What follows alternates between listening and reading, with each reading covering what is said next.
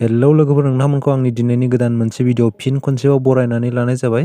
नोंथांमोना आंनि नैबे चेनेलाव इउटुबारजों लोगोसे माखासे गोदान आपडेटफोरखौ मोननो हानाय जागोन आरो लोगोसे आंनि भिडिअखौ नायनानै मोजां मोनोब्ला लाइक आरो कमेन्ट खालामनानै चेनेलाव गोदानब्ला चेनेलखौ साबस्क्राइब खालामनानै खाथिनि बेल आइकनखौबो थुनानै लादो, जाहाथे आंनि गोदान भिडिअ आपडेटफोरा नोंथांमोननिसिम आपल'ड होनाय लोगो लोगोनो मोनहैनो हायो। थ'दो बिदिब्ला दिनैनि आपडेटखौ जागायदिनि।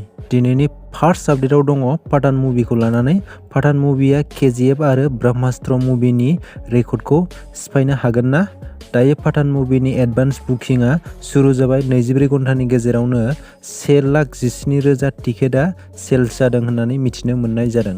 नेक्स्ट आपडेटआव दं R2H इउटुब चेनेलनिफ्राय मोनसे एक्सक्लुसिभ इन्टारभिउनि गेजेरजों बिथांमोना गावसिनि इउटुब इनकामजों लोगोसे गोबां खोथा फोरमायदों। आं बेनिनो ससे भिडिअ क्लिपखौ नोंथांमोननो होनि। इसको फॉर ग्रांटेड नहीं लेते हम।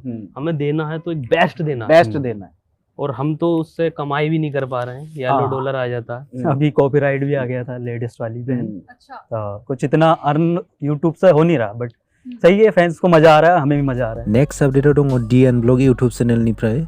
DN ब्लग इउटुब चेनेलाव 100K जाथारसिगोन। दायो बेनि चेनेलाव 99.7K साबस्क्राइबार दं। नोंथांमोना बिनि चेनेलखौ साबस्क्राइब खालामाखैबा साबस्क्राइब खालामनानै थाबैनो 100K खालामनानै होदो। बारा नांला, 300सोल' साबस्क्राइबार नांसिगौ।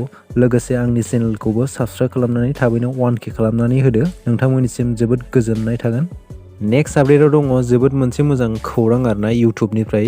इउटुबा मोनसे आपडेट खालामनानै होदों, जेरावहाय नोंथांमोना भिडिअखौ आपल'ड खालामोब्ला बै भिडिअआ माने कमिउनिटि गाइडलाइन स्ट्राइकनि इलिगेल ना लिगेल, बै समावहाय नोंथांमोना भिडिअखौ पाब्लिश खालामैनि सिगाङावनो नोंथांमोना मिथिनो हानाय जागोन दि बै भिडिअआ कमिउनिटि गाइडलाइन स्ट्राइक फैथावथाव।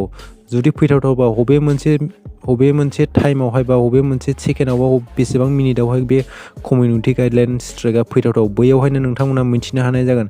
आरो बैयावहाय कमिउनिटि गाइडलाइन स्ट्राइक फैगोन बायदिब्ला नोंथांमोना बै समावहायनो भिडिअखौ इडिट खालामनानै फिन खनसेबाव पाब्लिश खालामनो हागोन। आंनि बायदिब्ला जोबोद मोनसे मोजां आपडेट आरोना। स' नोंथांमोना बिनि सोमोन्दै मा सानो कमेन्ट सेक्सनाव फोरमायहरब्लानो जाबाय। नेक्स्ट आपडेटआव दङ बिबि किबानि इउटुब चेनेलनिफ्राय। स' बिथांनि चेनेलाव मोनसे भिडिअ सं फैबाय। बे भिडिअ सङा जाहैबाय ताजा खबर सिरिजनिफ्राय। स' नोंथांमोना नायाखैब्ला नायनो हादो, बिथाङा गावनि चेनेलावनो आपल'ड होदों ताजा खबरनि मोनसे भिडिअ संखौहाय। नेक्स्ट आपडेटआव दङ आमिर मजिदनिफ्राय। बियो जम्मु एन्ड काश्मीरनि इउटुबार। सिगाङाव इक'07 राइडारजों कन्ट्रभार्सि जाखांबाय। बिखौ सोरबा सिनाय मोनै मानसिया एटेक खालामदों। दायो बेनि सिचुवेसना एसे गाज्रि जानानै दङ। बिनि खर'आव जोबोद गाज्रि जखम जादों आरो हाराबो बायदों होननानै मिथिनो मोननाय जादों। आइ हप बिथाङा थाबैनो रिकभार जायो। स' नेक्स्ट आपडेटआव दङ फाइनालि आरबि फिल्म प्रडाक्शना 600K साबस्क्राइबार कमप्लिट खालामनो हाबाय। आंनिफ्राय बिथांनि चेनेल अनारनिसिम गाहाम हामलायनाय बावहरनाय थाबाय। नेक्स्ट आपडेटआव दङ एडि दैमारि इउटुब चेनेलनिफ्राय। एडि दैमारि चेनेलाबो 1K साबस्क्राइबार कमप्लिट खालामनो हाबाय। आंनिफ्राय बिथांनिसिम गाहाम हामलायनायखौ बावहरनाय जाबाय। स' दिनैनि आपडेटआ एसेनोसै।